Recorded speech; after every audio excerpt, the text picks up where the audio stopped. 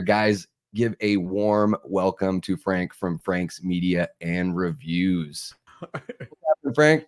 Hey, what's going on, everyone? Thanks, Davey, for having me on your late night special show. Absolutely, man. Thank you so much for agreeing to do it. Every time I ask someone to do the show, I'm always surprised when they say yes.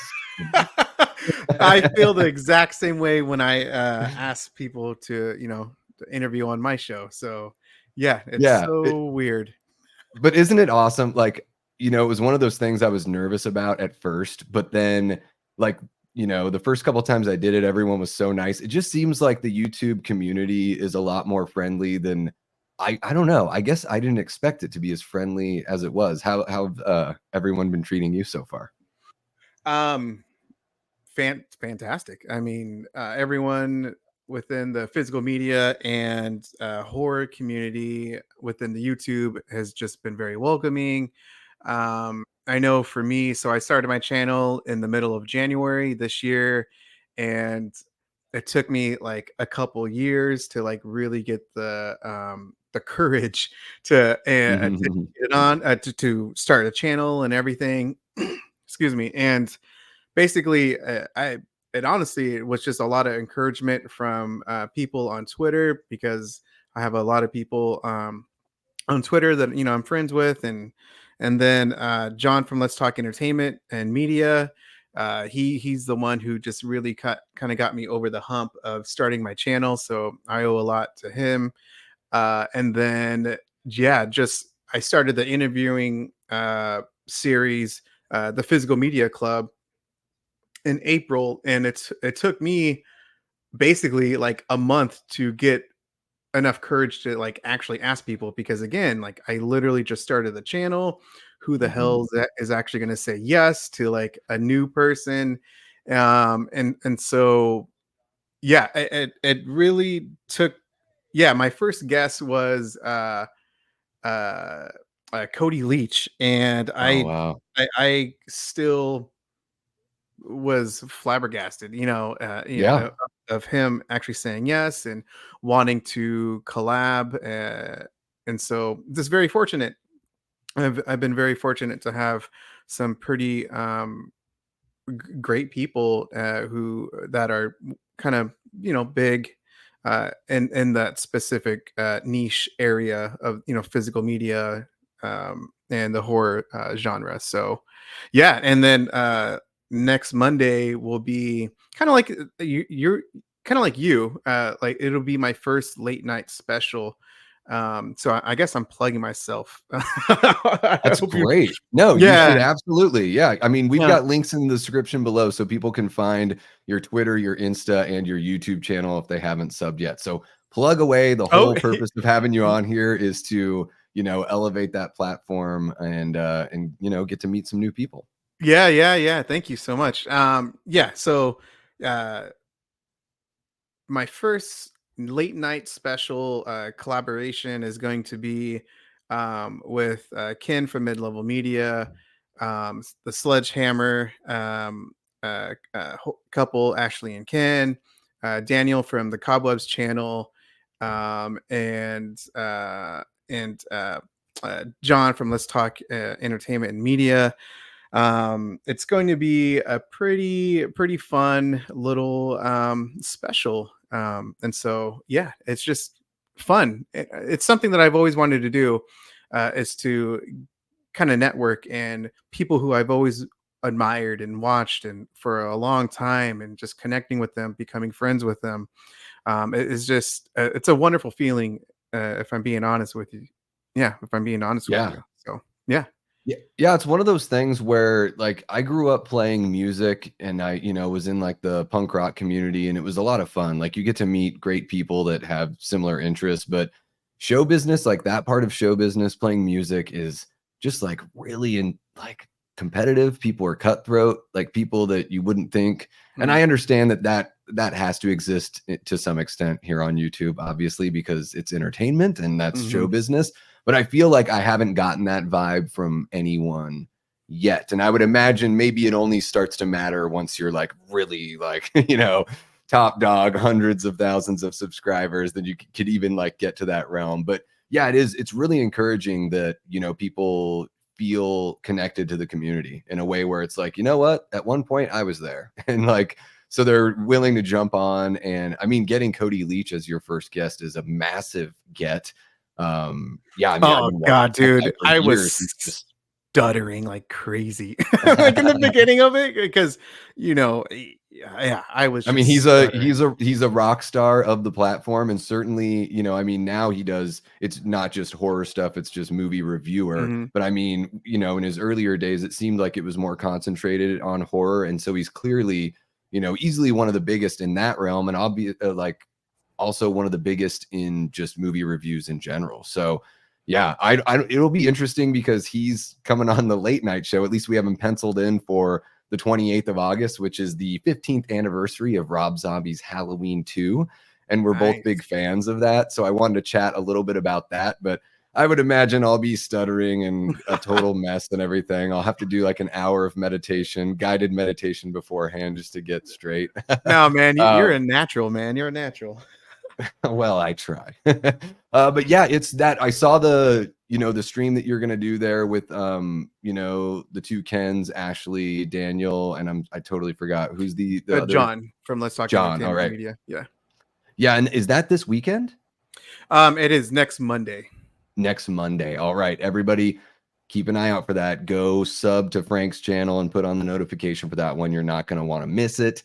Yeah, we had Daniel on last week, and I saw that. just Yeah, saw it. what a friggin' friendly guy. Just like, you know, almost too friendly for his own good, right? Yeah, Like but I love a guy, like I love that he like I like bad movies for one reason and he likes bad movies for a totally different reason, but we both love bad movies. It's great, you know. And like what really does make a movie bad? Like do you have an example of a movie that like you think is a guilty pleasure but you really don't feel guilty when you enjoy it? the one I always go to, and it's not even a horror film, which surprises people. It's Battlefield. Or sorry, Battleship. That is a Oh, terrible movie, man. But I love Battleship. Oh my gosh, just a great alien invasion.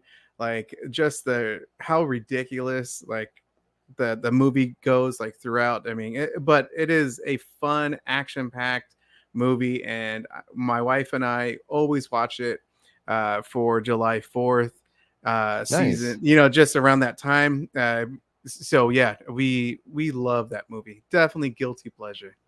I have never seen Battleship. Is Rihanna in that? Isn't there Yes, some sort yep, of mention Rihanna. in there? Okay. And gosh, I'm forgetting of the people's names. But yeah, Uh, Liam the- Neeson.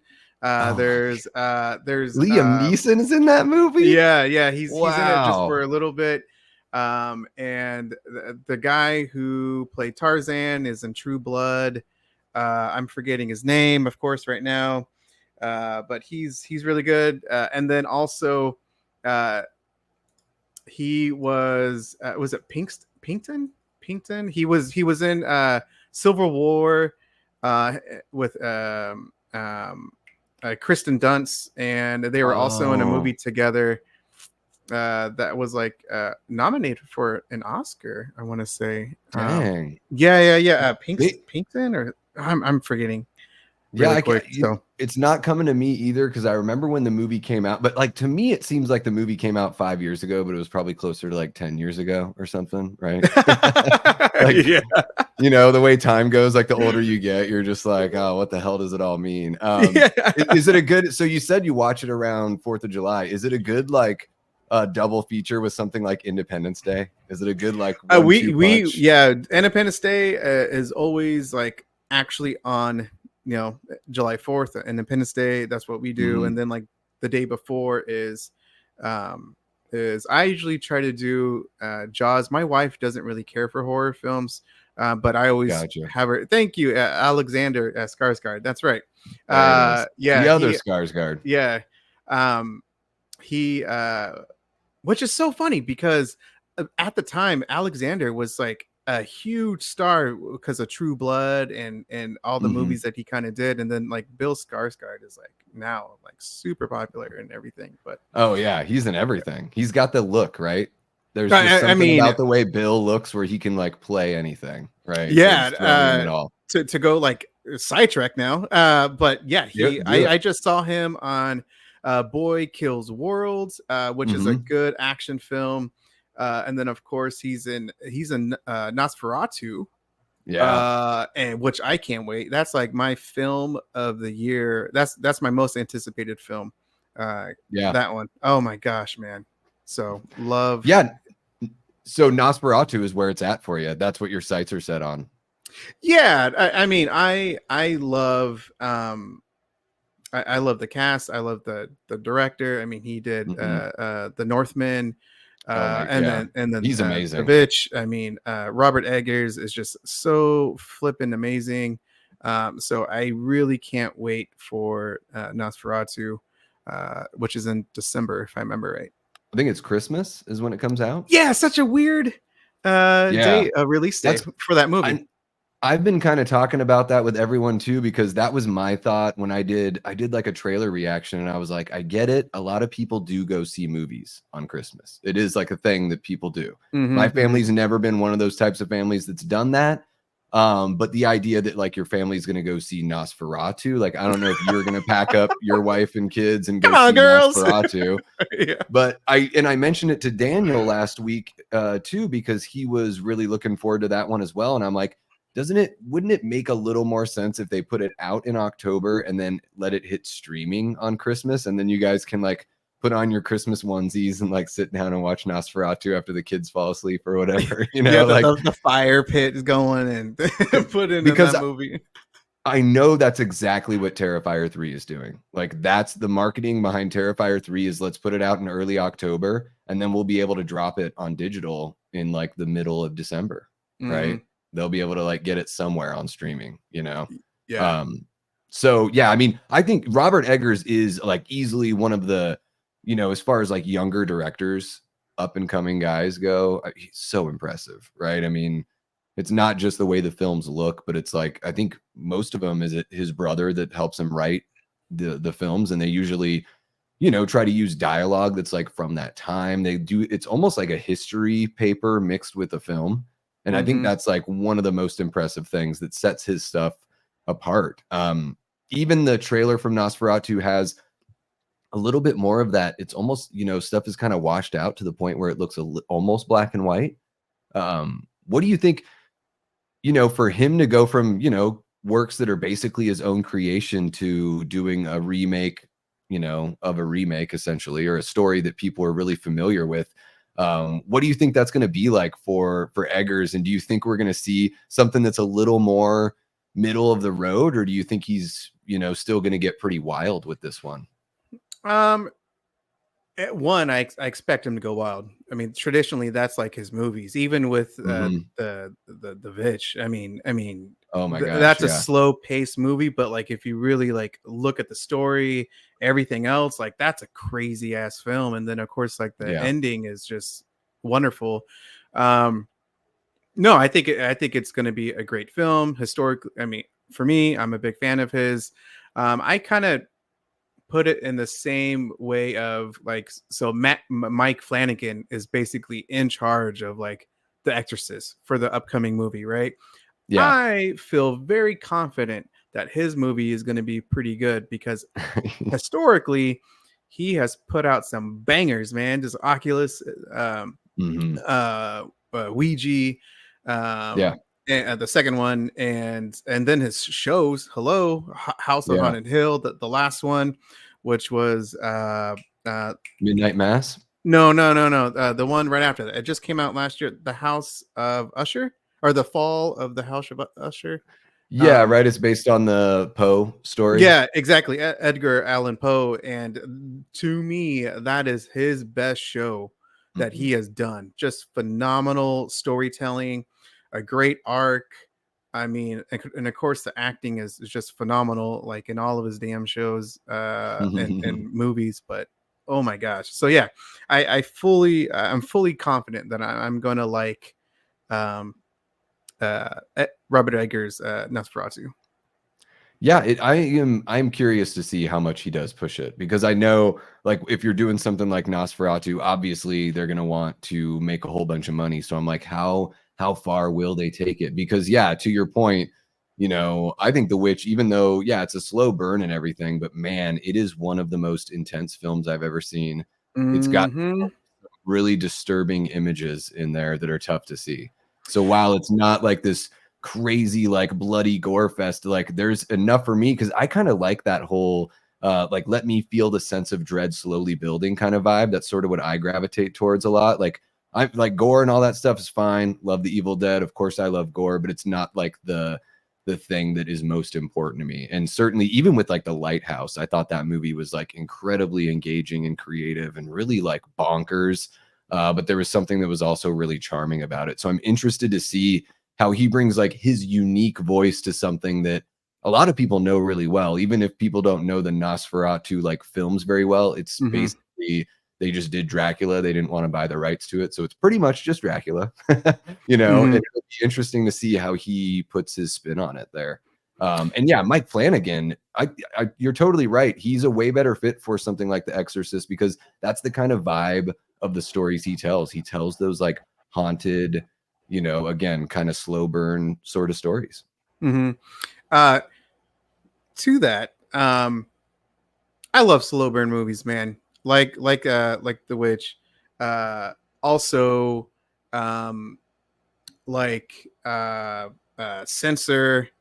I don't know if you've seen that one. Came out in And 2020. It's a great slow burn type of movie. It's about it's a 1980s movie that is all about the horror movies in the UK, video nasties, oh, okay. and it's the lady who reviews them and to see how far it can go. Yeah. Slow burn movie that is fantastic. Came out, I want to say again in 2020. And then one of a great slow burn I thought it was is stop motion. It just came out this Mm, year. I don't know if you've seen it, I need to but catch that's a up on great that one. one. Yeah, yeah, fantastic movie, man. I think it is. So I'm yeah, I like the slow burns. Saint Maud is a great one. Crazy ending. Yeah. If you've seen that one, so yeah, I can go on, man. The Oh, I know. I think that's like one of those things that I realized like the older I got, I was like, oh, I kind of like these movies that, earn the scares a little bit more and feel to me, I guess it makes it feel a little more real, something like that. Like I'm always talking about The Changeling, the 1980 Changeling with George C. Scott. That's like a big slow burn that I love that Hmm. I think influenced like the early Ty West stuff, like the House of the Devil and the Innkeepers. And then there's another one I've been talking about lately. I mentioned it was my second film on the Twisted Locker video that just dropped today. It was We Are Still Here from 2015 with Barbara Crampton. Have you seen that one? No, but that was recommended in the stream that I was just on with Sledgehammer. So I need to Yeah. check that one out. It's a really like I mean, if you like that kind of stuff, it sounds like you do. Yeah, I think can't go wrong. It was one of the I watched it thinking, oh, this is just like I like Barbara Crampton. Let's see what this movie's like. And then I'm like looking over my shoulder, and just a movie that like earns the scares and all that kind of stuff and doesn't really use jump scare stuff. It more uses like blocking and camera movement to reveal things.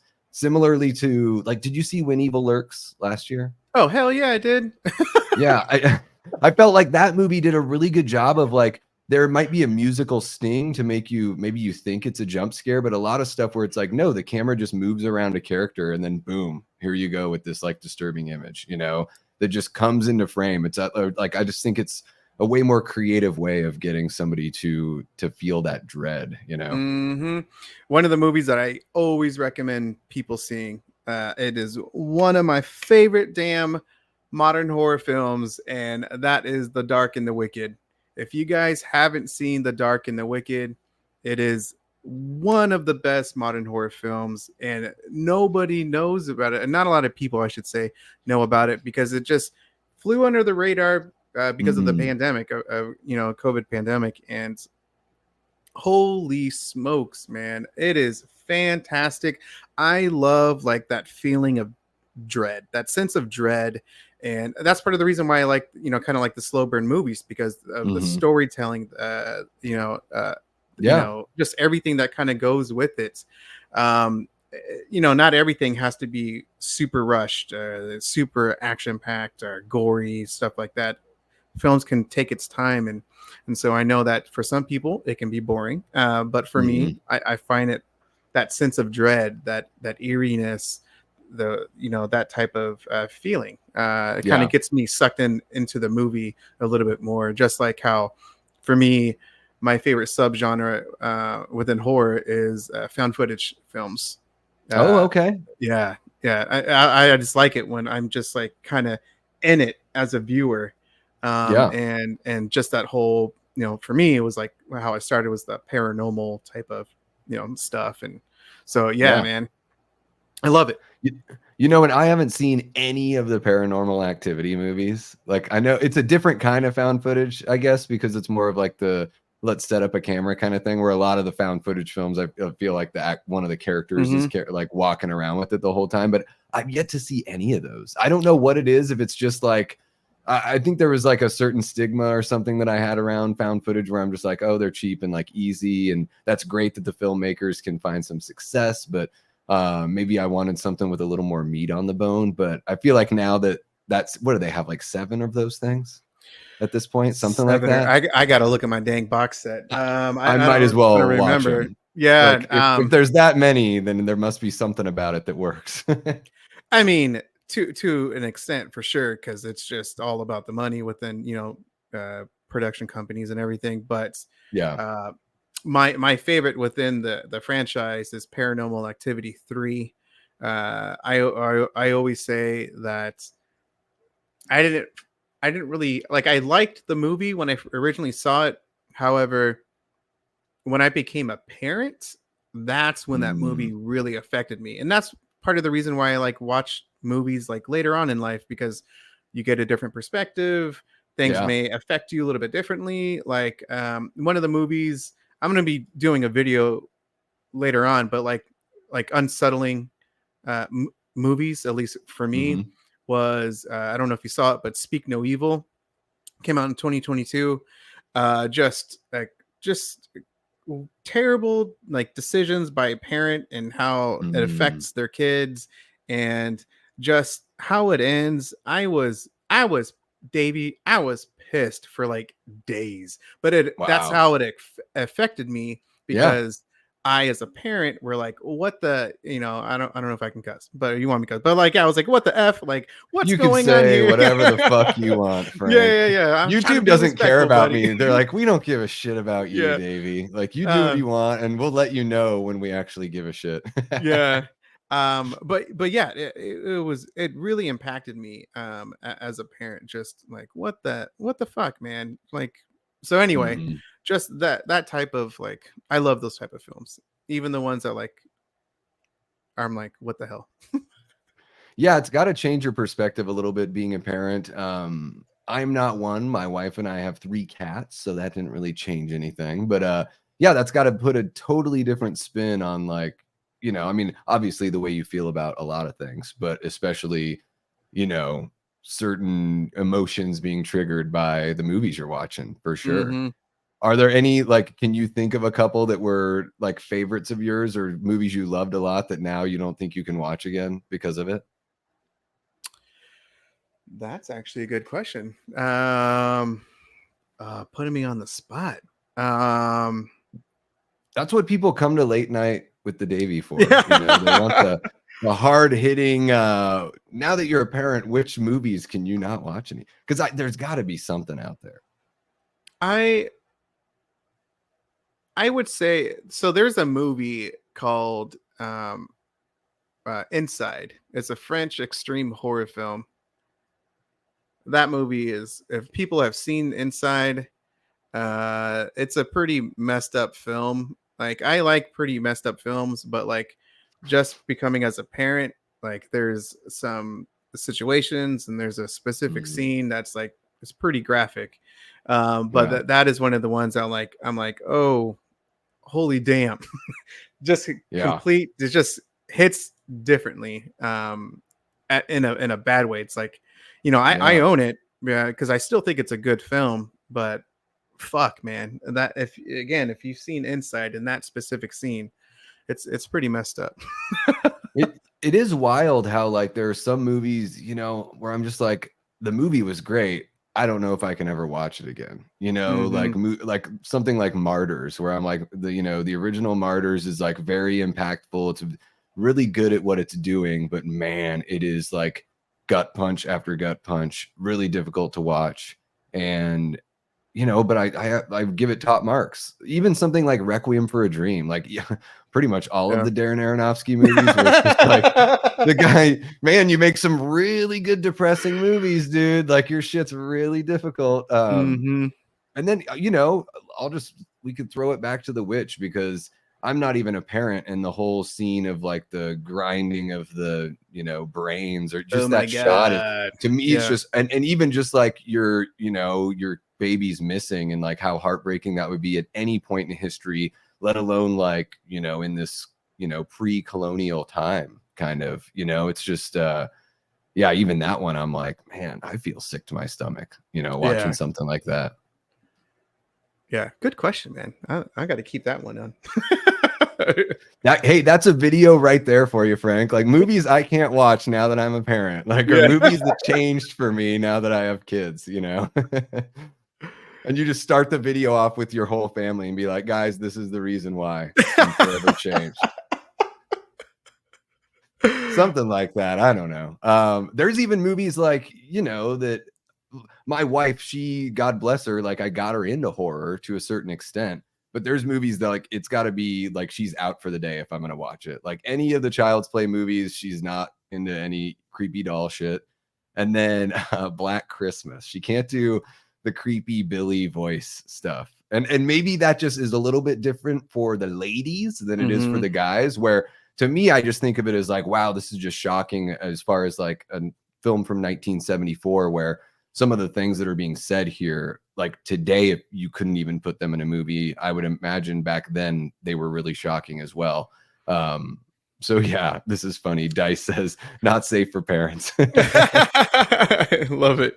That's a good I one. always think it's so damn odd and great that the director has so much range, but the director for Black Christmas is the same one who did A Christmas Story. Yeah, Like it's just and Porky's. It's and poor. like it's like, whoa, dude, it's like three films that are like pillars within the genre. Yeah, you yeah, know yeah. it, it's it is pretty wild. Yeah, Bob Clark was fantastically gifted to be able to Hmm. do that. And yeah, I think Black Christmas for me gets creepier every year I watch it. It just seems to have a bit more of an impact. The idea that he's in the house like pretty much the entire time is one of those things where I'm like, they just play it perfectly. It's just, and you keep on going to that shot of Claire just like rocking on her chair with the bag. It's just like, Yeah. man, this movie is just relentless. Like she's still up there by the end of the friggin' movie. They don't even know. Like, I guess her dad stopped caring about looking for Claire after the first act. He's just sort of like, all right, I'll leave all the young ladies in the care of the alcoholic house mother here. Oh god. Yeah. That is Oh one of man. my favorite, like that's such a cutesy like Bob Clark thing too. Like every room she goes in, she's got like a hidden bottle of booze. Yeah.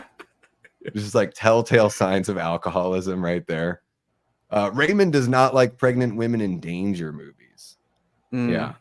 Hmm. Yeah, Gotta check there's that certain out. things that just make us want to protect our loved ones, right? For sure. Doesn't like Child's Play. She's not the one, bro.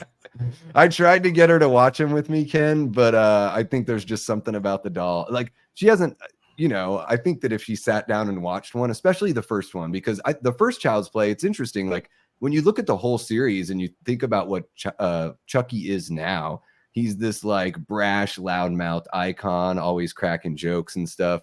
But really, like that didn't start that much until the second film. Like the first movie is like a serious cop drama mixed with like horror elements. It's really interesting to see, and I guess that's sort of a theme with some of these horror franchises, is the first film feels like a totally different thing than what it ends up turning into.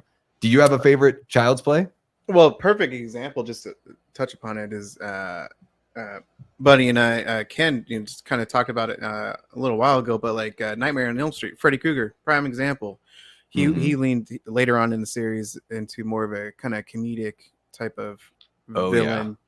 villain. But yeah, sorry, what was your question? It just kind of got me thinking of like characters, villains who Yeah. were like pretty, the devious or just very sinister, and then later on just kind of became like a comic relief Yeah. in some ways.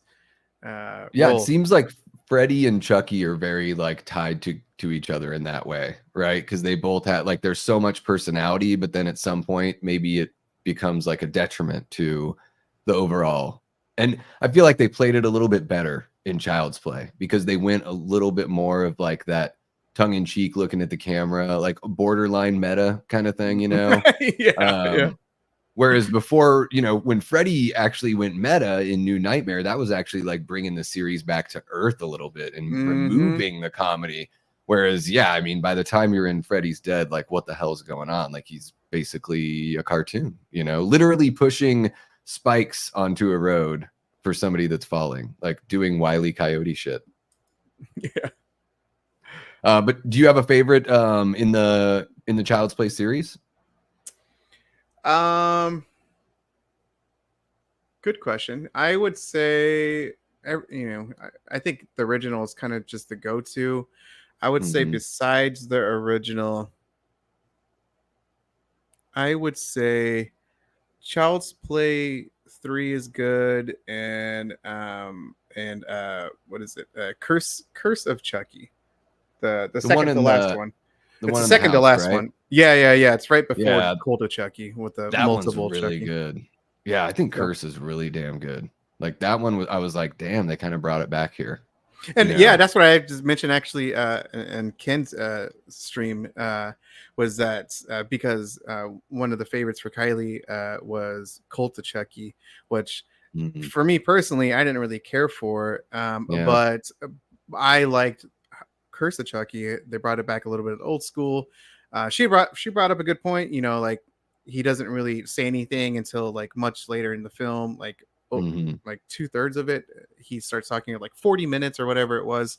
He starts getting into character like we normally know that he Mhm. does. But like anyway, yeah, I just still really liked the atmosphere, the way that it was built, and yeah, it really kind of surprised me because I actually didn't see it until I got the 4K when Scream Factory put it out last year.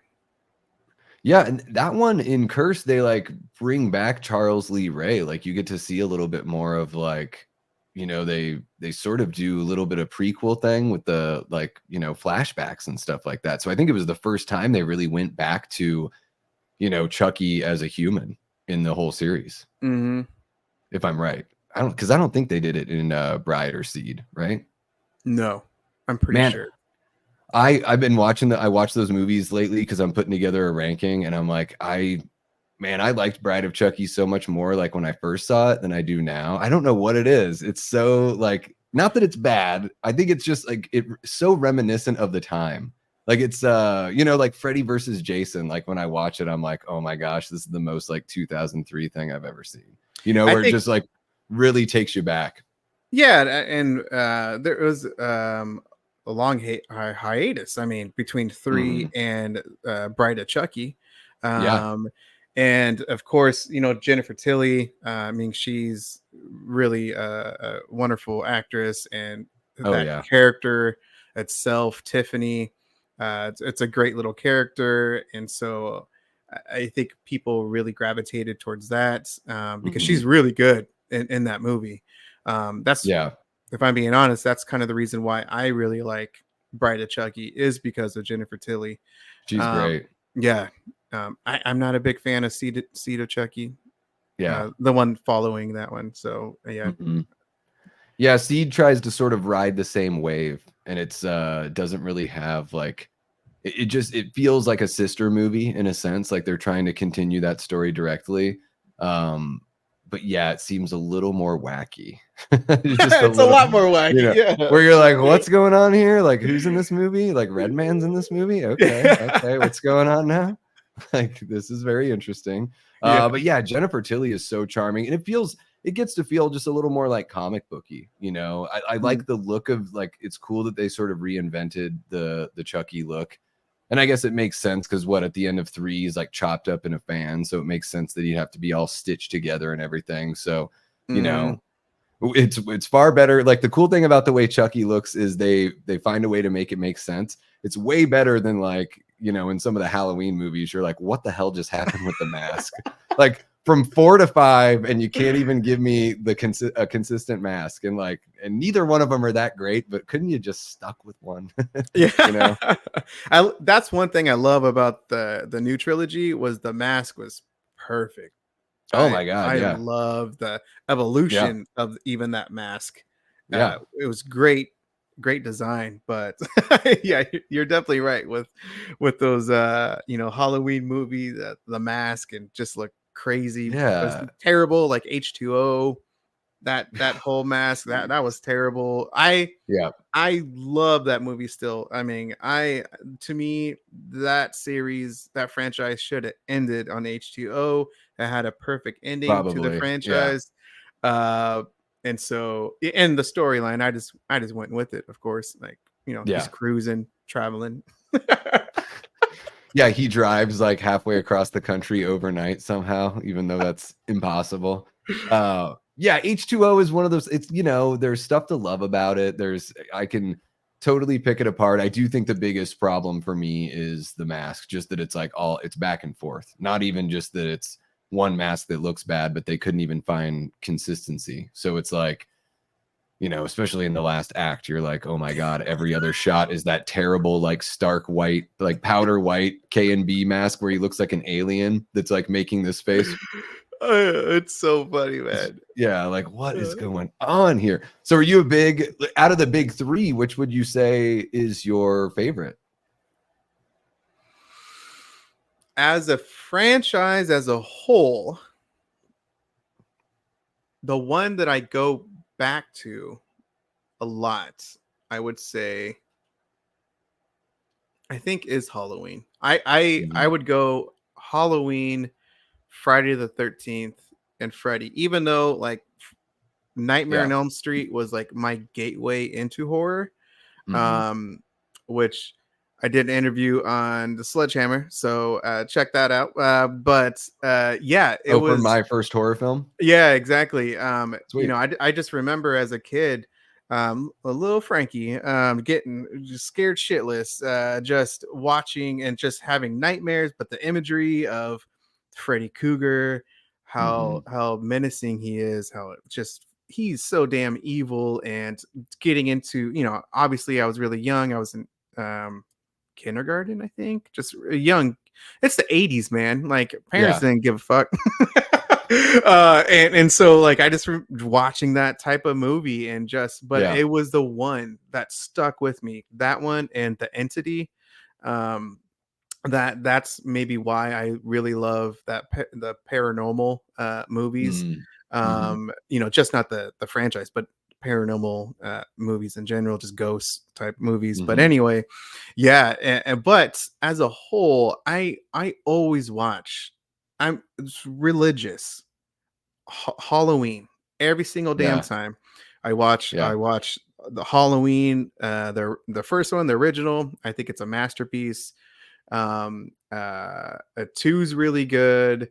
The first one I remember as a kid was four, which introduced his niece, Yeah. and that was just amazing. And then the ending to that film, that Yeah. stuck with me because I saw it as a kid. I was like, "Holy shit, man! Like a killer young girl! Like I'm scared." And so, yeah, that Yeah. stuck with me. And then, yeah, and then I began to like really like Halloween 3, just Mhm. because it's a great movie by itself, and it just got a lot of hate because it had Mm. nothing to do with Michael Myers, obviously. Yeah. and it just has the Halloween name, and Yeah. so but the ending is just one of the best endings I think of any horror movie.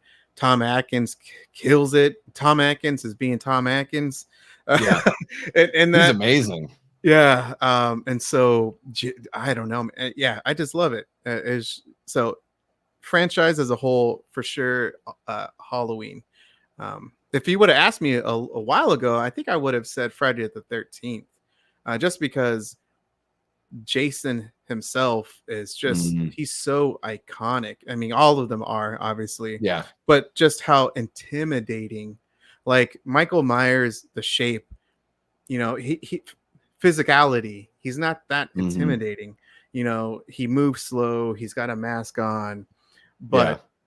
but Freddy, but Jason, Voorhees, like that sucker is just relentless. Mhm. He's just physically intimidating, and that's what I would have said a few years ago. But as I got older, the Halloween.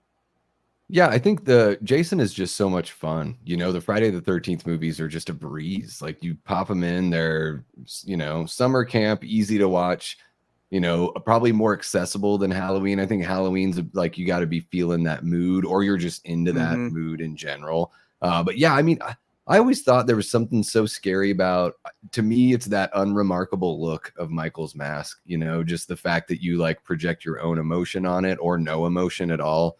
It looks different in each shot, different with each kind of lighting, which I think is really interesting. It's almost like a Rorschach test kind of thing, like you see what you want to see in it.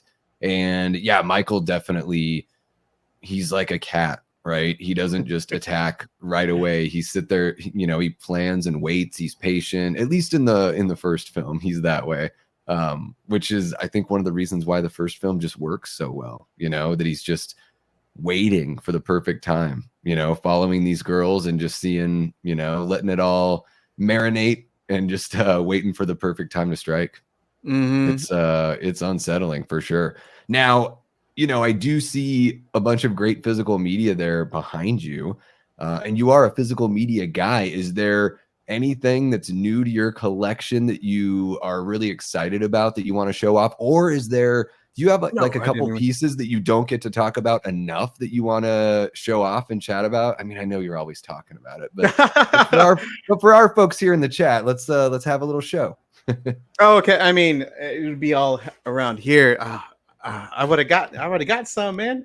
You're okay. So, It's a chill show, man. It's not, we're not on NBC, so you're cool. yeah. Well, one of the ones that I always try to promote is a boutique label called Umbrella Entertainment. Mm, They are based in Australia, and just put out some phenomenal packaging. They're pretty well known now because of their release with Super Mario Brothers, which is a god awful movie, mm. but the Hey, this now. movie, this movie, this release is just incredible. It's Mhm. literally, it's so damn thick. Um, and there's a little film piece to it, like a little Oh, you get a film credit. snippet of the actual film? Yeah, yeah. That's awesome. Where the hell is it? Can't even find it. I have And that yeah, with an old Monty Python and the Holy Grail box that I have that yeah, comes with a snippet of the film. That's awesome. yeah. And it's just the supplements is just it's just bonkers because of this movie. You just Yeah. wouldn't expect it, and I honestly was very fortunate to get the number one because I won a social media giveaway, and so I got the number one of the entire trusted No manga. way. Yeah, yeah, man, I'm not bullshitting you, So man. they have each one of those is numbered? Yes, sir. Yeah, because That's it's limited incredible. edition, and Umbrella Entertainment, their limited editions, they mean it, man. For the most part, they mean it. This one was an exception because it was just so popular. It was very high demand. that they did a second pressing, which is called One Up, which is a blue box. It doesn't have. Mm, There's something else that's missing. I think maybe one of the books. I think, or hmm. I don't really know per se. I don't. At least I don't remember. But anyway, yeah, it's just a crazy release. Um, One of my favorite horror films, international horror films, Audition, fantastic release from Umbrella. Yeah, Um, that's beautiful. yeah, let's see, The Raid. This one just came out, was just released. This is one of Oh the yeah, greatest action films of all time. Just the martial arts, just the action sequences to this film is hell yeah. incredible. Um, yeah, I mean, I got, I mean, I got a lot of like limited edition type of stuff. I mean, this is one of my favorites. Is Dawn of the Dead, Mm, from Second Sight.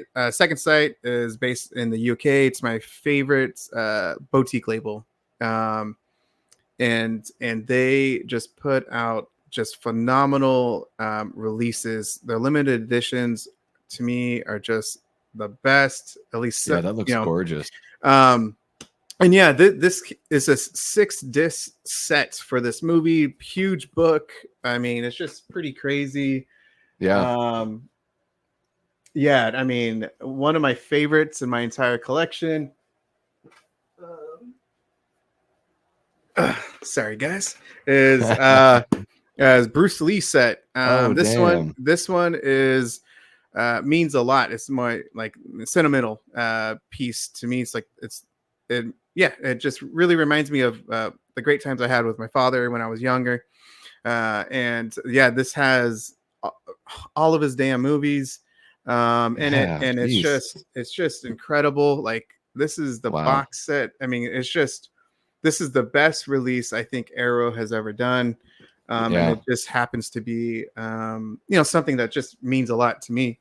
Hmm. um I I mean, think that's the really cool yeah. thing, like with art, like when it comes to like the way, it's that sentimental attachment and the memories you have with it that plays such a big part, whether it's like music or, a movie, whatever it is, I feel like at least with those two stand out to me, but it always, they can transport you back somewhere or Hmm. remind you of somebody or make you smell something or it's like it's wild the way that the art that we love can sort of do that for us.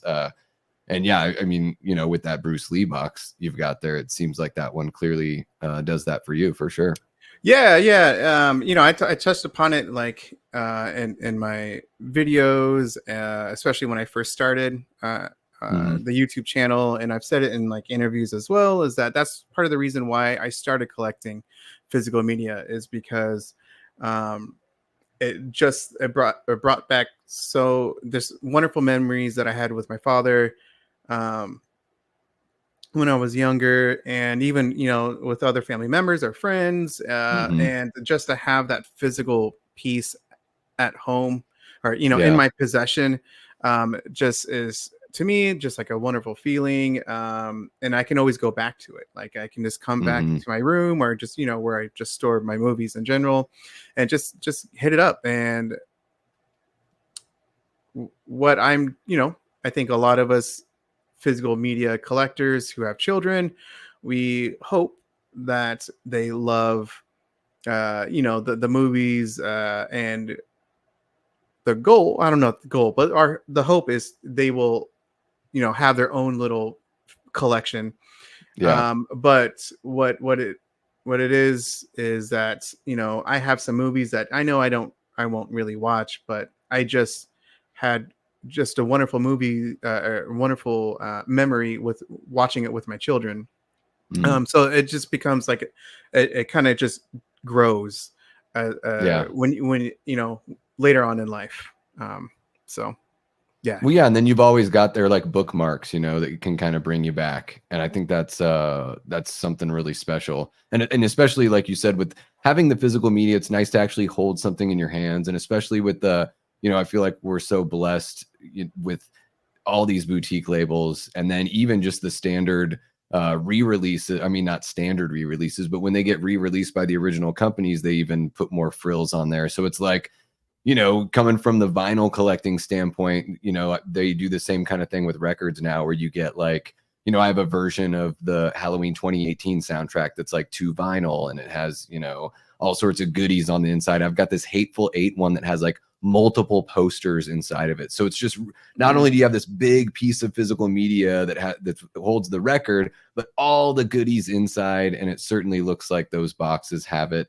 I'm really excited, and I don't know, I think that you may have ordered this as well. I'm really excited for the Late Night with the Devil umbrella box. I've got that one coming here in September, that like special edition with all the, TV guide and all that kind of stuff. Because I don't usually do that kind of thing, but with that one, I was like, I gotta have this shit. Yeah, I mean, it's a play. I mean, your show is so. I stole it all. Yeah, exactly. Yeah, I'm of course. Yeah, I pre-ordered the collector's edition. I also pre-ordered the 4K. Some people don't know that there's a 4K release in German. That's a German release. Also comes out in September. I'll get it here in a couple days, but some people don't know, like Immaculate has a 4K release. It's also released in Germany, so I have that coming here in a couple days, so I can't wait to see that. But hell yeah, man, just it's really nice to see just these wonderful releases that boutique labels or just labels in general just put out. So how do you keep up? Because we got this guy in here, Christian, big money Frank on tonight. I don't know about that. Because Christian, everyone knows he's a big physical media guy as well, and sometimes I'm just like, man, I mean, it's I'm like, how do these guys keep up? There's so much. It seems like every day there's something new that you got to keep track of. And it's one of those things, like, I admire that. I couldn't keep up. So it's great to have your guys' channels to tune into, and it feels like I'm vicariously living through you. And then if there is some like really special thing out of the handful of releases you talk about, it's a good way to get like news on that kind of stuff. But seriously, Frank, how do you keep up? How do you do it? Well, I wasn't always collecting. There was a long hiatus actually, but really what got me back into collecting was the pandemic.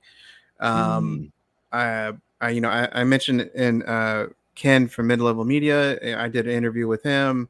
Mentioned it that I paddled, for drag. Well, you don't, but anyway, for dragon boating and outrigger, I was a competitive paddler. We traveled throughout the Northwest and California. I did a race in Hawaii. So I was really competitive, and I was all into it. But when the pandemic happened, of course, the world stopped, and so it was actually a perfect transition because I needed to step back, because if I'm being honest, I was too focused into that sport. I was a president of a club that was close to like 120, maybe 130 people, of adults and high school kids, because I used to coach a high school team. We had a couple teams within the club, so like I was all into it. But how it all worked out is pandemic happened, and so I just had this expense. I just had this money. Gotcha. I was very fortunate, I guess I would say. And so then that's when I started to collect like movies, and we just had like a basic like 4K like TV. It was a Samsung like KU something, just something basic over at Best Buy. But started collecting 4K movies, and then I upgraded my TV and then of course the sound system. So it kind of just after that, and then that's when I started to watch Ken from Mid Level Media. Like he was the one that kind of got me. I blamed it when I did the interview. I blamed him, but yeah, it was just you So know, you're saying you got fear of missing out from other content creators, and that's what made you dive in? the FOMO, yeah, to some extent. I mean, that's what You're like, what am I, some sort of loser? Why don't I have all this stuff? yeah, I mean, I was playing catch up because I started collecting in, right before 2019. And then 2020 is when I really dived into it. Mm, But yeah, it was just all these wonderful collections, releases that people were displaying on YouTube. And I was like, holy smokes, I've yeah, been missing out. yeah. And then, of course, I just went a little crazy. And then it's just kind of been, ever since. Yeah. And obviously, it's kind of like the uncomfortable discussion, the subject of like, you don't want to go too much financially. And like Mm, everyone who's been collecting physical media has gone through a situation like that. I sure. have people really don't like to talk about it because it's uncomfortable. It doesn't maybe Hmm. doesn't get enough like views or whatever. It can be, Yeah. a sensitive topic, rightfully so. But if we're being honest, like that's exactly what happens. And so Yeah. um, for me, I don't buy every dang movie, every release. I'm kind of Hmm. selective. And especially since I order movies internationally, like that comes at a cost. I saw one of the comments Yeah. is Diabolic DVD. I always suggest them because that's how I got some of these movies. Like Phantasm is on 4K.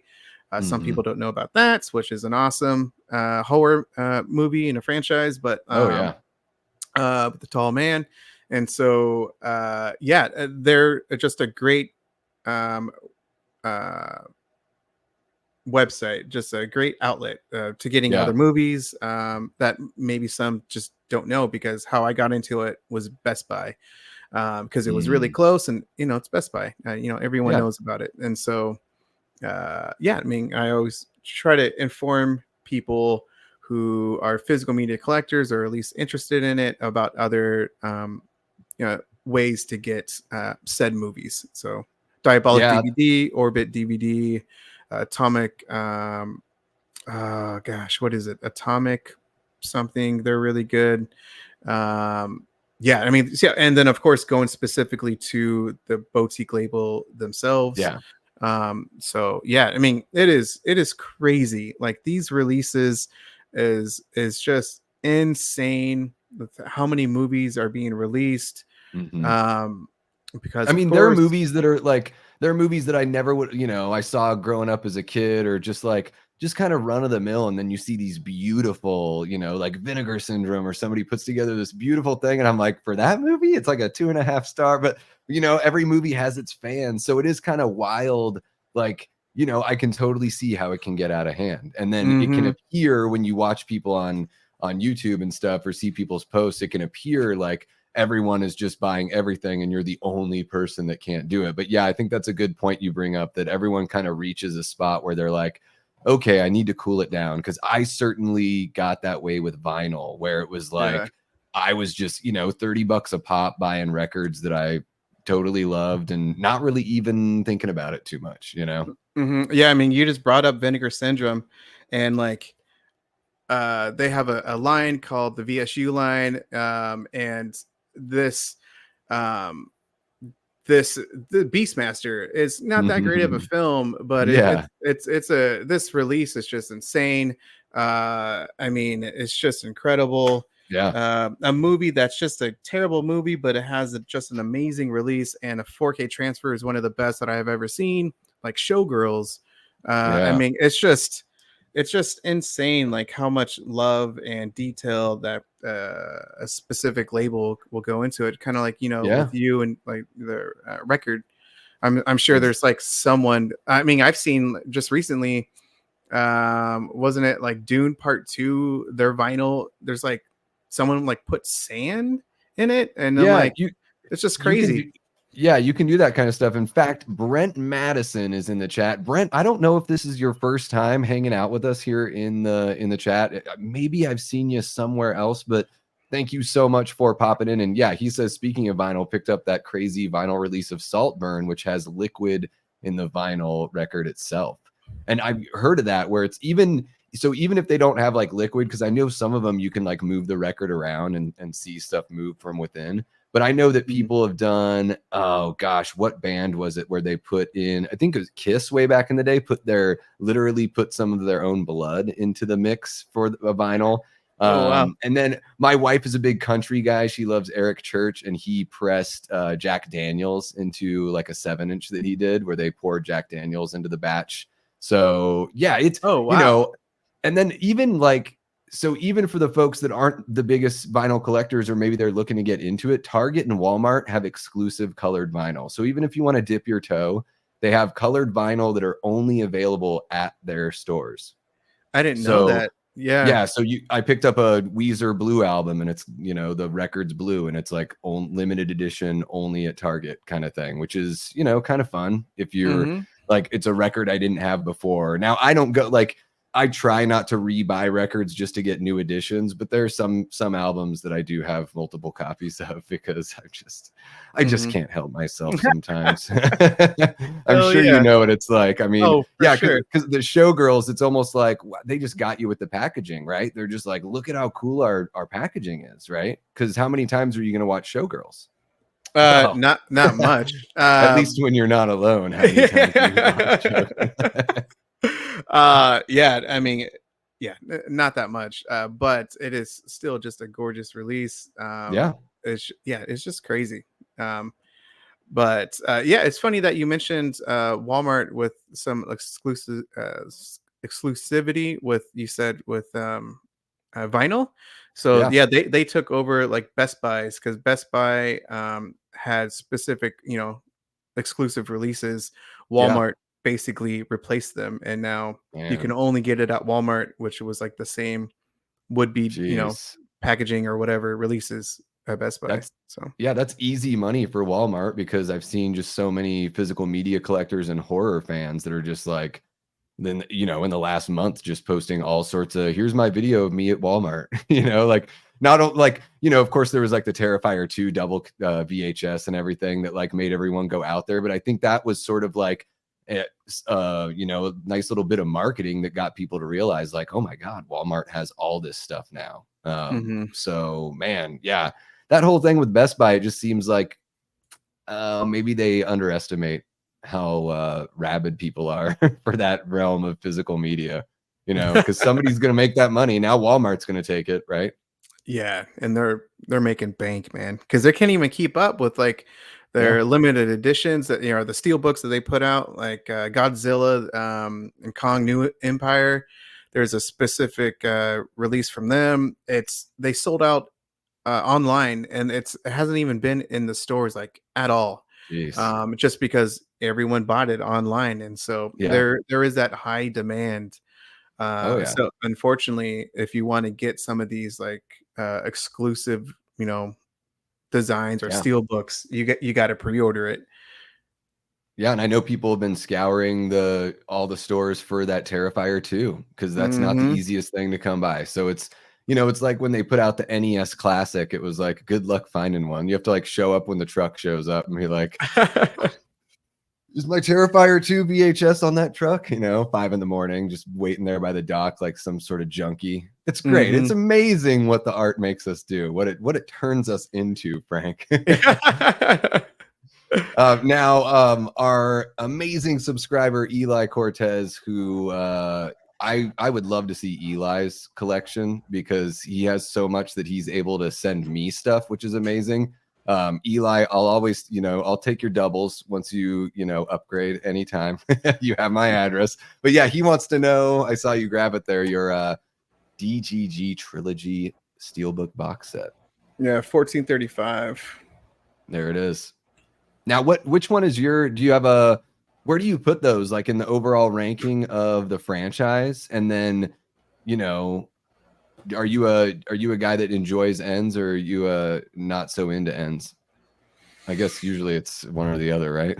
Yeah, well, if you're specifically talking about the new trilogy, yeah, Yeah. they should have like swapped those damn movies, Ends Mm, and 2018 Halloween. I personally, I really like the 2018 Halloween.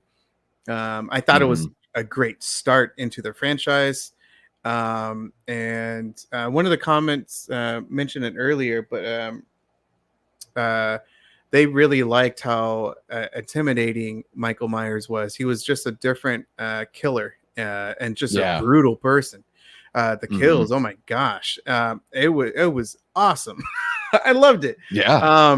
But yeah, I am not a fan of Halloween Ends. I didn't like how weak they made Michael Myers into. I mean, Mm. I mean, there's been a number of videos and everything else. Like, Yeah. it's a it can be a hot topic, and there's a lot of videos, a lot of opinions on it.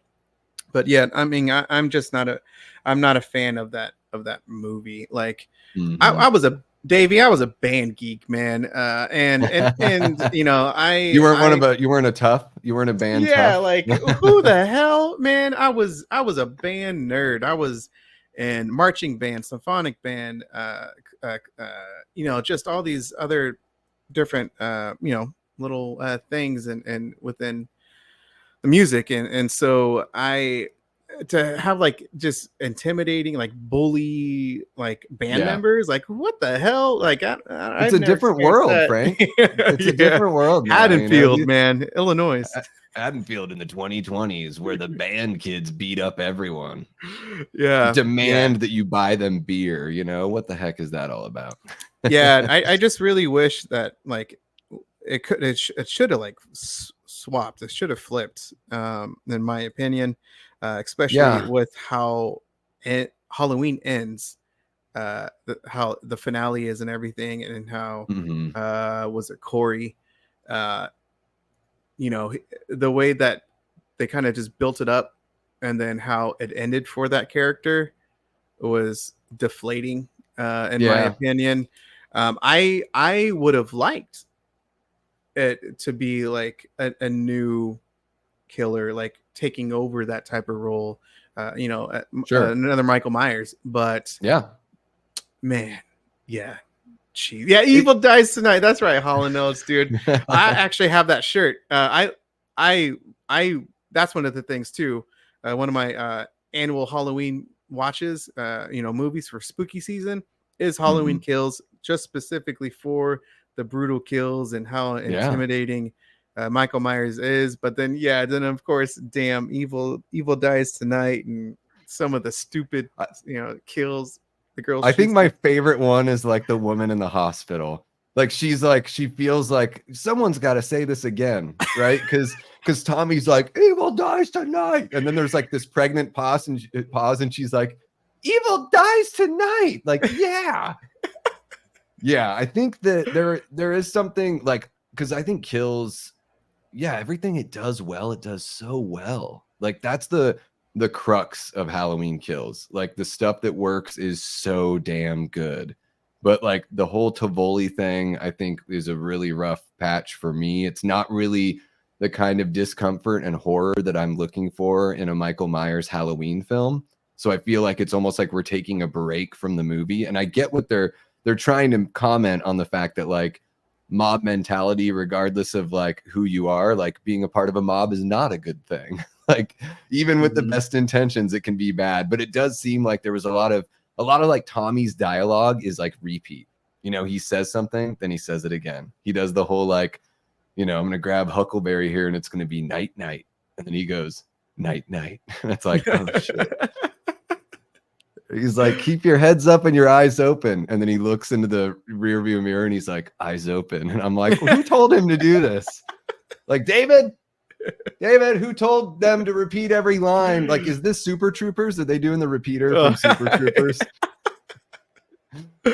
But Oh. yeah, I think there, we talk about it quite a bit here on the channel. And so, a lot of the folks here in the chat have probably heard me say it a whole bunch, but I think, yeah, ends would have been served way better if we had met Corey in the first film. He doesn't even need to be in Kills, but maybe we just meet him in the first film. Mhm. Maybe he's in the honor society with Allison, so we know that he's this really smart kid, but he doesn't come from, like, any sort of, like, rich family life or anything like that. Maybe Cameron doesn't like the fact that this kid hangs out with his girlfriend. So you just get, like, a little idea of who Corey is. And then I would say, yeah, in Ends, like you might as well just like turn him. By the time he's going to the radio station and then going to the junkyard, like in the suit, I'm like, this is Michael. Like to me, it felt enough like Michael for me to be bought into it. And I didn't even need to see Michael for the rest of the movie. You could have just shown like his dead corpse in the, in the drain, and Corey walks off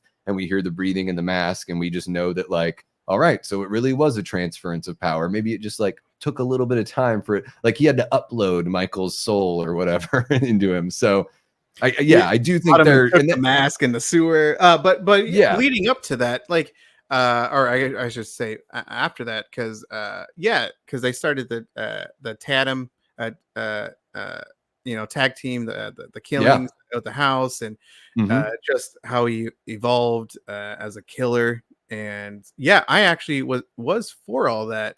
And then you said at the junkyard, like I was like, okay, this is a good kind of twist of a storyline. And then if they, for being honest, like they had to do the whole, Jamie Lee, versus they had to have that. They had to so have for it. some reason it comes back to it. And I mean, but did Corey really have to stab himself in the throat? Spoiler alert if you haven't seen Halloween.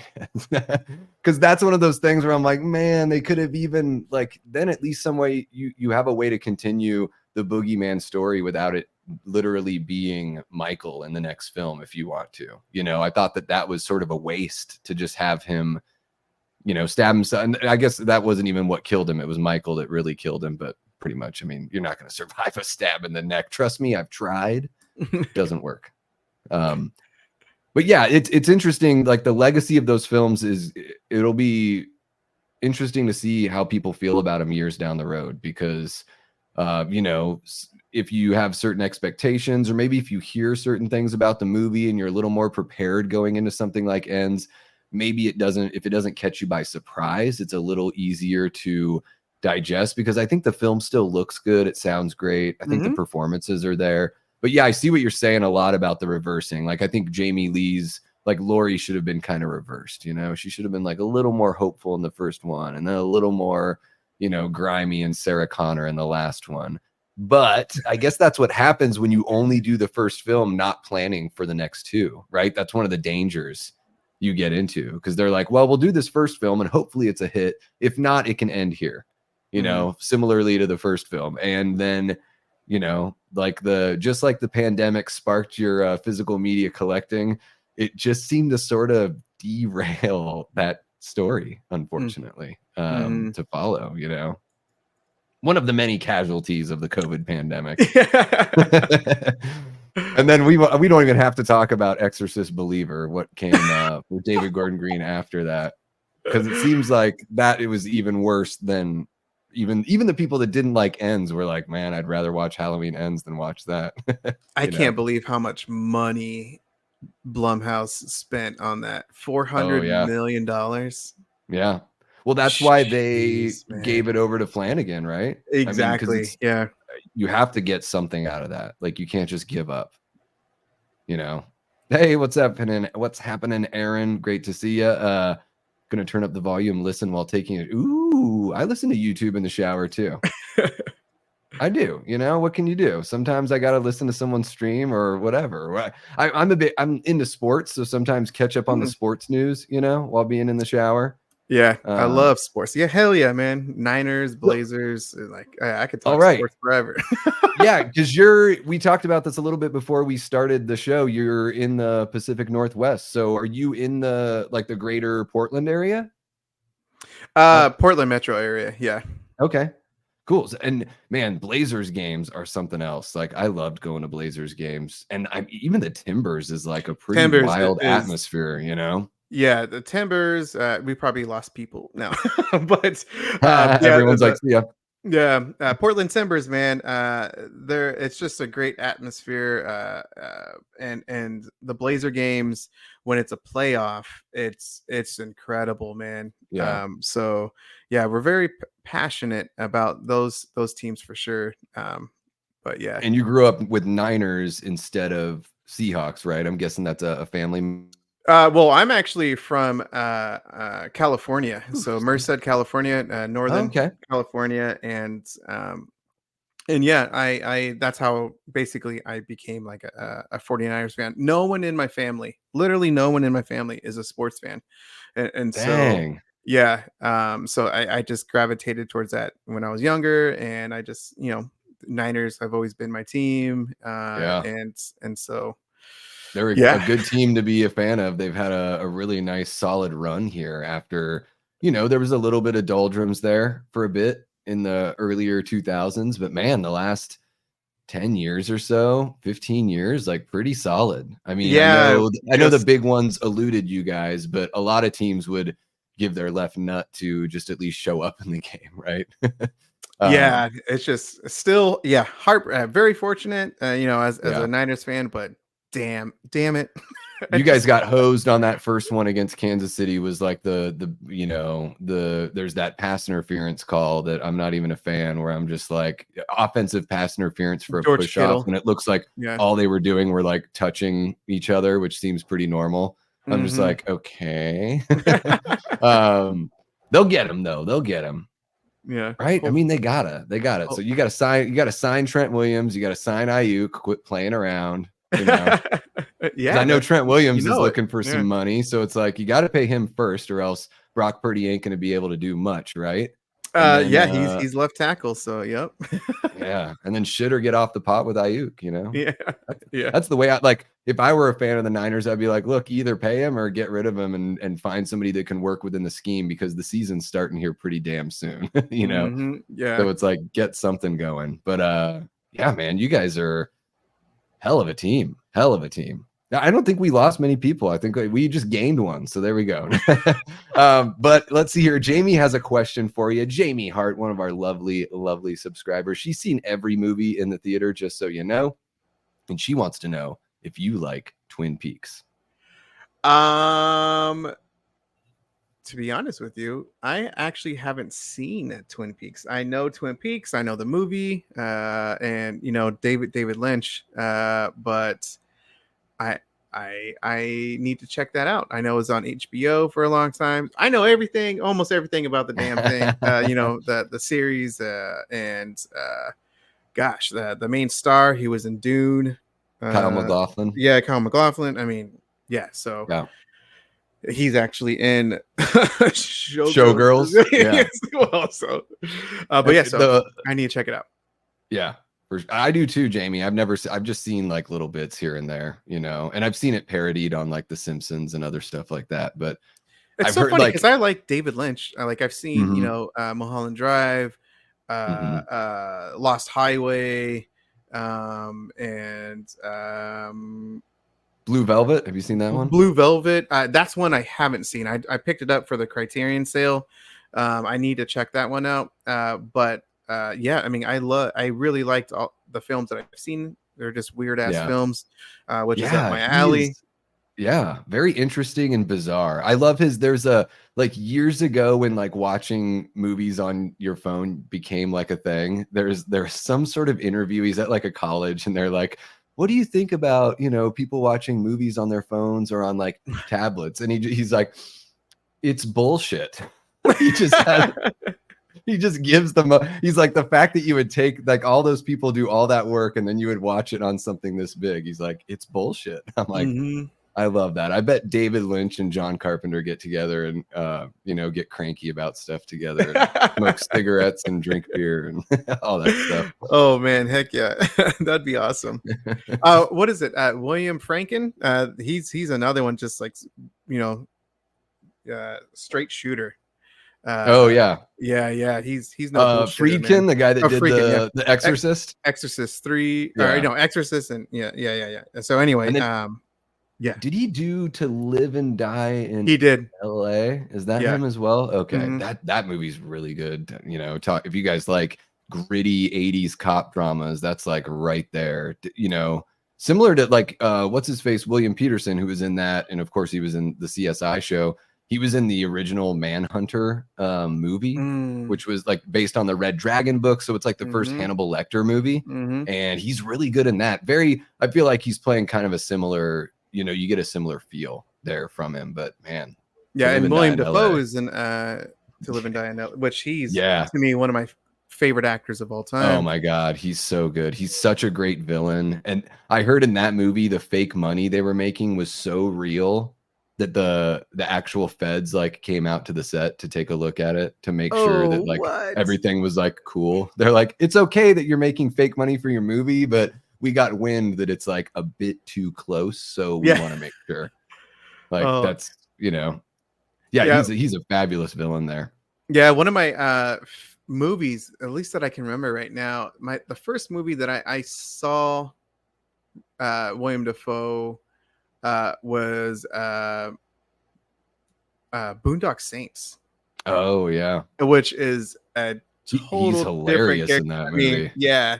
And so I loved him in that movie, and I just went and saw like a bunch of William Dafoe movies because, yeah, he's just an amazing talent.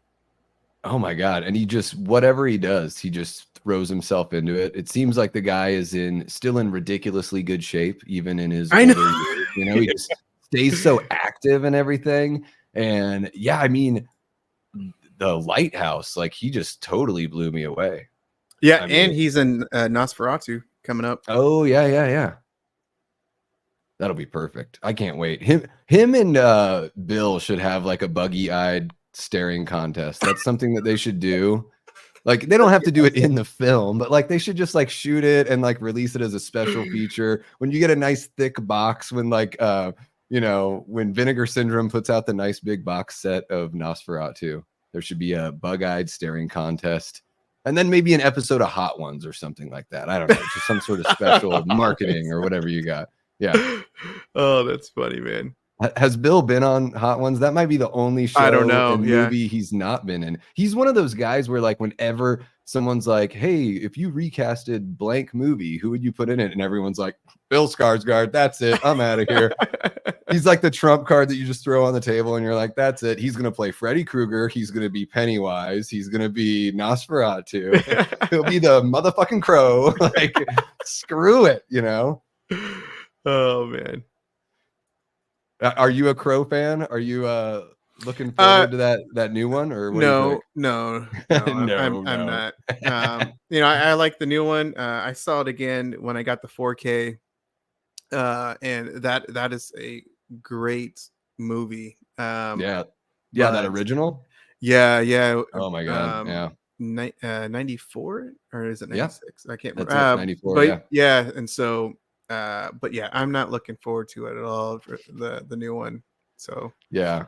uh It's for the new generation, Frank. You said which you grew up in the 80s, mhm. right? What year were you born?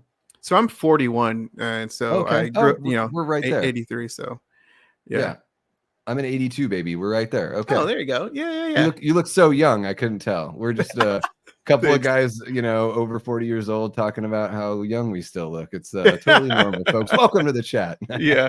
No, I mean, like I totally understand, and I'm still like here for it. Just I think every new generation kind of needs something just like The Crow or whatever, Yeah. and just I actually just talked about it with Ken Sledgehammer Horror, the stream that we just did, and Kylie's kind of gateway of the Scream franchise, if I remember right, was Scream 4. It was like their Mhm. generation because she's pretty young, Yeah. and and which is great because I think everyone kind of needs that. Yeah. But yeah, And I guess for Scream us. 4 is awesome. That's a great one to have as your introduction because I think that's one of the best ones. Like that's my favorite besides the first movie. Mm-hmm. You know. Yeah. And it's true. It's like you do like it's totally. I think the big mistake they made, and I said it here before, is naming the character Eric Draven is the mistake. And so it's one of those things where it's like if you just named him something else, you would probably sell a lot more tickets. But I get it. It is just something that's not every movie is going to be for everyone, and they're clearly going for people that are in high school to like mid to late 20s is it seems like that's like the audience for this new Crow film. So, Mm. I know it's pissed off a bunch of people and everything, but I'm just like, it's just a movie and you don't even know until you see it. Like it could be good for all we know. Who the heck Hmm. knows? Yeah. But So. it doesn't look as stylized. You know, the original film definitely has that like graphic novel feel. You know, feels like it exists in like an exaggerated version of our world, similarly to Hmm. like Tim Burton's Batman, you know, like a really cool vibe. And it doesn't seem like they're really, you know, it seems like in the new one they are just going for straight realism, not really something that looks too as far as like the setting goes, it doesn't look too stylized, you know. Man, I fucking loved Tim Burton's like the vision, his weird gothic type of Hmm. gritty Yeah. city. Like Yeah. I'm 41, so I grew up with the Batman. I remember Yeah. having the little action figure and Mhm. the Batmobile and everything, and yeah, I just love how dark the first two Batmans were. Yeah. Um, and yeah, I mean Tim Burton. I mean, I just Edward Scissorhands. I mean, I could just go on. Yeah. Like the early Tim Burton movies. So, Beetlejuice. jeez, man, yeah, that's Yeah, a just the classic. imagination and, you know, yeah, being able to take, Batman and, like, make it, you know, it looks like it's in the 30s or 40s that, you know, Batman 89, but it's, you know, at least when he's, like, a kid, it looks like it's, like, 30s or 40s, but then it looks pretty modern once he's older, so I like that it doesn't really, you know, that Gotham is just sort of its own thing where it's, like, Art Deco and Gothic culture, can I talk? Gothic architecture, and then, you know, mixed with the modern as well. So yeah, I think that there's Hmm. something just so, you know, you have to transport, you have to kind of take people out of the world they're living in, you know, and when they sit down in that theater seat or they put the movie on at home, you want them transported to another place. And I think that's one of the things that, yeah, the first two Tim Burton Batman movies definitely do that. And then it totally goes off the rails and immerses you in a wacky world after that. I mean, Batman Forever's got like some really good stuff going for it, I think. Um, you know, I think Val Kilmer's pretty darn good if you have to replace Michael Keaton, but yeah, I don't know. Those Joel Schumacher movies, I just don't know about those. Like the glow sticks and like the neon, like the Oh, all the paint that's like it's, you know, it's just like what's happening yeah. here. On Um 4K, it looks gorgeous, but oh my goodness, yeah, but just the well, style and everything. and Yeah.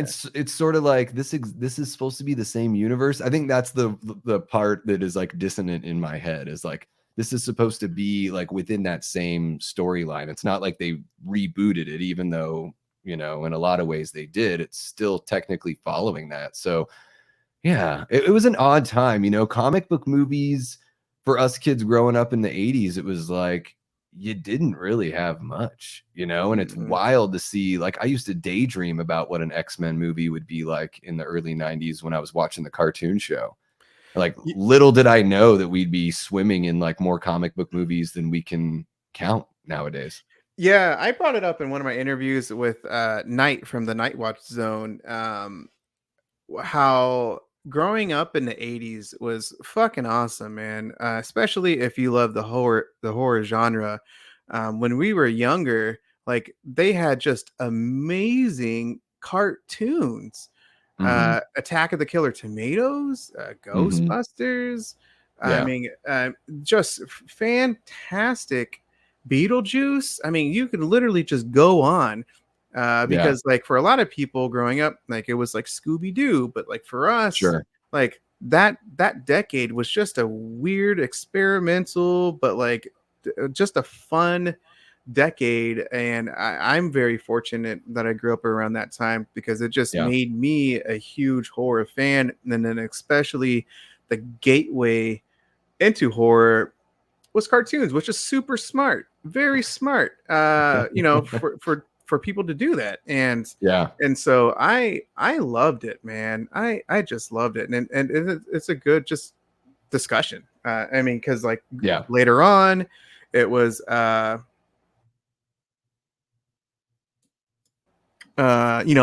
Goosebumps, or Afraid of the Dark, Ghost Rider. Yeah. I mean, just like early, just early 90s, mid 90s type of stuff that like they kind of kept it going in some ways. Mhm. And so, yeah, Yeah, shoot, and man, I it was great. the gateway stuff, even like I don't think it was like Nick at Night, but wherever I saw like the original Twilight Zone episodes when I was a kid, like just flipping around and happening to catch one of those, because some of those episodes had a little bit of like a horror element or just something a little spooky going on. Like not every single one, but that was definitely, and that reaches back to like the 60s.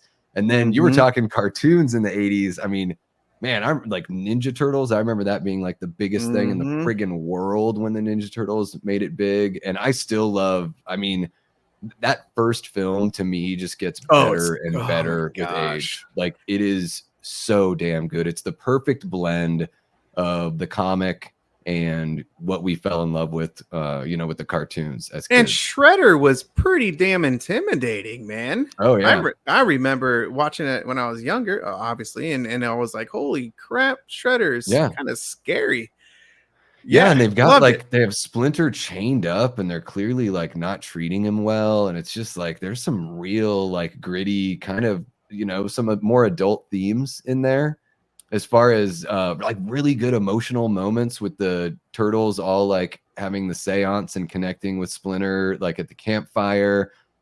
There's the moment early on where Raphael talks with Splinter and he tells him that like you're Mm-hmm. different than all your brothers because like you choose to suffer silently, and Raph is like crying and stuff, and I'm just like, man, these are like, you don't, when you're a little kid in the theater, you're just excited to see the Ninja Turtles and it all works and everything. It wasn't too heavy for me as a kid, but now, as a guy in his 40s, when I watch these little kid movies, I'm like, man, they've got like, this is why we love this as a kid, Mm-hmm. is because there were some themes, even though we didn't know what was going on there. There's so much more meat on the bone. It's not just fluff. Mm-hmm.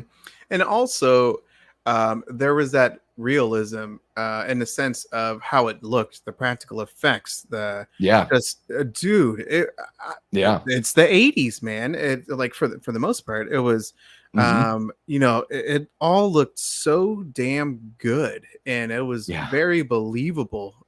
So when you add that into visually, aesthetic and just like how it looked, yeah, I just loved it. Turtles. And was it Ooze? Second one, Secret of the Ooze. Secret of the Ooze. Yeah, just a great one too. Shoot, That man. that one I feel a little like that one's one of those where I'm like it's fun. Don't get me Yeah. wrong. It doesn't age for well as the Oh, first for one does sure. for me Yeah, because yeah, they totally pull it back. They, yeah. kind of remove those adult more like elements and they make it Vanilla just Ice. vanilla friggin' ice. And instead of having, we had to sell more toys, so we couldn't have Rocksteady and Bebop. We had to have like second rate, Tonka and Razor Yeah, or whatever. yeah, Come on. yeah. But you are right. Shredder is really like really intimidating. The whole like the whole scene that the foot soldiers have going on down there in the warehouse district. Love a young Sam Rockwell there talking about like, do you want the menthols or the regulars or whatever? Like that's like I don't know how many people missed that that's him. I definitely missed it when I was a little kid because he Yeah, I wasn't a don't star remember that. yet. But now Okay. he's like one of the featured teens that like is recruiting people for the Foot Clan in the when they're in the Oh, warehouse.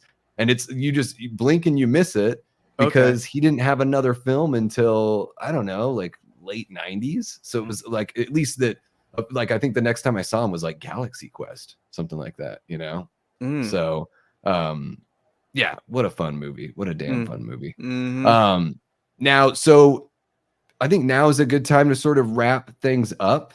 Gosh, man, it goes by quick. We've been chatting for about just a little over an hour and a half. It just goes by like that. um, Now you've got this coming Monday.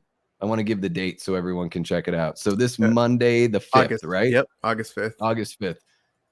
You're going to be doing a video with the two Kens, Ashley, Daniel, and John. Yeah, John. Yep. John, all right. Yeah, And yeah. can you remind us all here, Frank, just what you're covering on that video? Oh, yeah, yeah, yeah. All it what it is we're talking actually about horror films, 2024 horror films, like what are our favorites and what we're looking Nice. forward to, stuff like that. Kind of just thought about it just because the 2020s have kind of been some mixed bags, but I think Mm-hmm. this year is is, not too bad. I think we've gotten some really good films lately. Yeah. And I just wanted to talk about it. And so I was just eager and wanting to invite people and get their opinions. And like I said, my channel is physical media and discussing horror genre, because I've done other horror related videos. And so I love discussing the horror genre. I love getting people's their history, what type of Hmm. movies they love, because everyone is so different. The horror genre is so broad. There's so many different things that people love and just like. And so yeah, I just simply love it. I love discussing it. Yeah, and to me, it's always just fascinating to just hear people's perspectives because it's like maybe the next time you watch that movie, you like can think about it from their sort of point of view and see how it changes the way you feel about the film. And I think what's been really cool about 2024 for horror specifically is like there's just been like a little bit of something for everyone. There's Mm-hmm. it doesn't seem like like last year we had like a couple pockets where it seemed like, a lot of more like supernatural kind of, there was like a theme. It was like the supernatural kind of horror theme in, 2023. With it was Talk to Me 2023, I think so. Yep. Yep. And like Evil Dead Rise and When Evil Lurks and all that kind of stuff. And then here in this year, it's like, it just seems all over the place in the best possible way. So, I Mm-hmm. mean, to go from something like Late Night with the Devil, Immaculate, Abigail, and then Long Legs, and then we're getting Terrifier 3 here in a couple months, and then finishing it up with something classy like Nosferatu. It's I think 2024, hopefully we'll be able to look back on it and be like, man, that was a banger year for horror. Came out of nowhere. Mm-hmm. Yeah, I mean, I recently did a review for Oddity. That's one movie that I highly recommend. I mean, it's going to be talked about in the stream, but I Mm, just I simply just loved it. I loved it so damn much that I saw it 2 nights in a row. damn. Yeah, I've only done that twice this year for a movie. First one was Dune Part Two, and then Oddity is just fantastic, man. It's a Wow. great, yeah. It's a I don't know, man. It's if you've seen, so the director is Damian McCarthy, who did Caveat, and it's just great. I don't know, the theme, the atmosphere. It's very unsettling in some moments, and it just goes somewhere that you just think it goes, and it just turns it, and it's just fantastic movie, man. Highly. Yeah. Unfortunately, though, it went in and out in the movie theater. So, Yeah, I've been hearing really yeah. good things about it, and I didn't honestly, like, I didn't know hadn't even heard of it until what, it was like the week after Long Legs came out is when I just saw people's reviews dropping. I had never even heard of the movie before. Yeah, I didn't really hear anything about it. Was it until I watched someone on YouTube mention, oh, it was Ken, a friend from Sledgehammer Horror. Him and his wife Nice. reviewed the movie, and I was like, what the hell is this? And so the way Yeah. they were describing it, it just sounded really interesting. And I cut like halfway of their video because I wanted to experience the movie. Yeah. And so yeah, it was just a great movie. And you already mentioned it, like we've had some very good movies that hopefully will last a long time. Yeah. Long Legs, I mean, Nicolas Cage's performance in that film is just incredible. um Yeah. I think so. Oh, it was that Yeah. movie. I couldn't stop thinking about it. Like the next day I woke up and I was just like, man, I got to see Long Legs again. You know, whenever I can, I got to take it in again because yeah, I thought his performance was incredible. Micah Monroe was like, I felt like she really brought it and really stood out. And man, where they put the camera in that movie, how they move the camera when they choose not to move the camera, like all of there was so much like deliberate placement of that, and I could tell that the cast and crew really had a direction. They knew exactly where they wanted to go, and I feel like whether or not you like the movie, I feel like they accomplished what they set out to accomplish because it Mm. definitely is a moody piece. Oh, for sure. And it takes place here in Oregon. So the It does, yeah. Oregonian in me, I was like, hell yeah. What I Yeah. was gonna say is like there is literally nothing. Oh, there's some things, but there's nothing like an incredible movie theater experience. Yeah. I mean, it's one of those things where you exactly just said it, where you need to see that movie again in the theater. Like Yeah. it's just a great feeling, and that's one of the things I just really wish that more people would go to the theater. Because if it's not a damn comic book movie or Mhm. super popular movie, the revenue just isn't there for the movie Yeah. theaters. But I love going to the movie theater. It's just something about it. Like Hereditary is one of my favorite movie theater experiences. Um, I mean, I don't know. It's just fantastic, and I really encourage Yeah. people to like go out in the movie theater. I mean, if you have a Regal near you, like I do. There's Regal Unlimited. You paid like Mhm. $20, $21 for a month, but it's unlimited. Like you literally can see Yeah. a movie multiple times a day, every single day. It's amazing. Yeah. Um, and so if you have a Regal, like that's what I encourage, you guys to get. But yeah, exactly. Raymond mentioned it's definitely expensive to be out in the movie theater. Yeah. At least I'm assuming that's what he's referring to, because Yeah. I have there's five people in my family. It can get pretty damn expensive. Yeah. So I totally understand, but yeah, You bring your kids to Long Legs? yeah, exactly. Come on, girls. Are you girls excited for your birthday this year after watching Long Legs? Yeah, exactly. Wait, you guys aren't born on the 14th, are you? Okay. Yeah. Oh, I know, Some deep, man. deep cut Long Legs jokes. If you haven't seen the movie, Oh it's my just goodness, man. Yeah. um and Chad asks, welcome to the chat, by the way, Chad. He asks, I stepped out of the room for a sec. Did anyone mention Alien Romulus? Anyone excited? I am. I love Mhm. what Fede Alvarez does. So I don't expect. I think the only way I could be disappointed with Alien Romulus is if it does nothing to expand the lore, because it seems like they're definitely bringing like the look and feel, that I want from an Alien franchise. What about Can you, we Frank? talk about the marketing that they have done? Did you see what they did at Comic-Con? No. Dude, I freaking missed A, man. everything from Comic-Con except for Robert Downey Jr.'s Doctor Doom, I which mean, still doesn't make sense to me, but I guess how I'll could just you not? wait. Yeah, It'll be, it's a variant, of course. But man, so their marketing has been phenomenal, man. Under the seats, so they did a panel, whatever that they did for Comic Con. Underneath the seats for the panel, they had the face mask. Oh,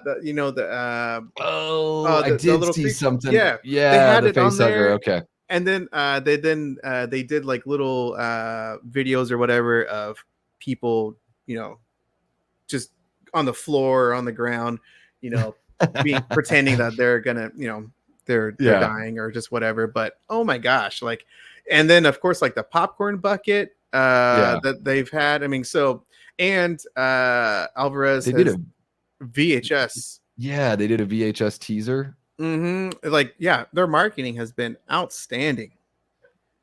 Yeah, and I mean the imagery looks great. I think Fetty, like with what he did with The Evil Dead in 2013, it's like Mm, that's the kind of guy that can just step into somebody else's creation and be like, okay, I totally get it.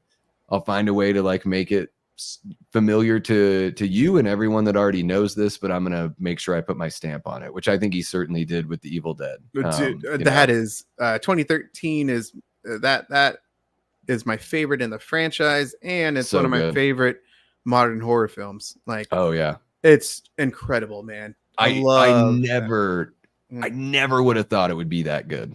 Like it, I think I saw that movie 3 or 4 times in the theater or something like that. It just, I had no idea. I'm like, how can they make it so bloody and so like, I felt like they found the tone of the original film and obviously way better and just effects, but they yeah, went back to that serious tone, which I really appreciate the serious tone. I don't mind. Like Evil Dead 2 was my favorite when I first got into the franchise. yeah. But First, then the yeah. older I got, I'm just more like, I like the serious tone, like that original is still one of my favorites of all time.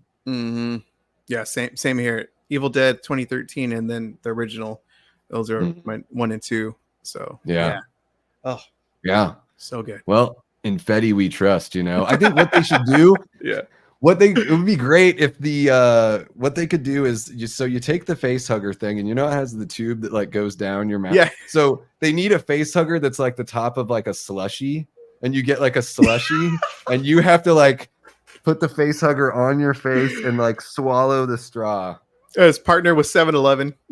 Yeah. That'd be awesome. They'll call it, instead of the big gulp, it'll be called the deep throat. The alien Romulus deep throat, and people will be like, serious though? People will be like, what? No good? Yeah. No good? That's a good one.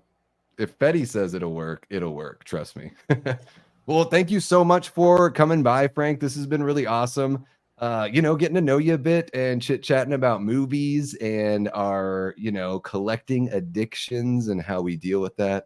It's important stuff for us to work out with each other.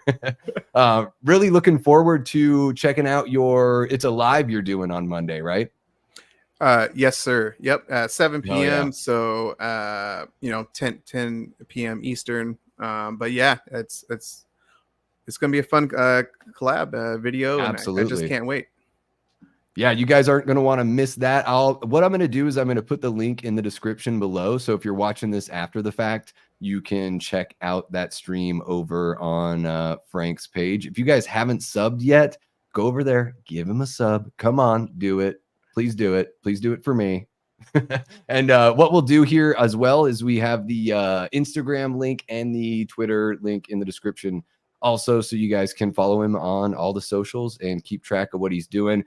And, if you have that FOMO, or if you want to get some of that physical media FOMO in your life, Frank's channel is a great place to do it because he's got so many awesome physical media pickups. He's always showing off. So really appreciate you spending some time with us here tonight, Frank. And yeah, man, say hello to the Pacific Northwest for me. I miss that rain. It's glorious, man. I love it. I'm like Bane. I just love it. I miss it so much, and now I'm in the desert. So anytime there's like 2 drops, I'm like, like dude, that's so funny. Makes me feel a little bit like I'm at home. So oh my goodness.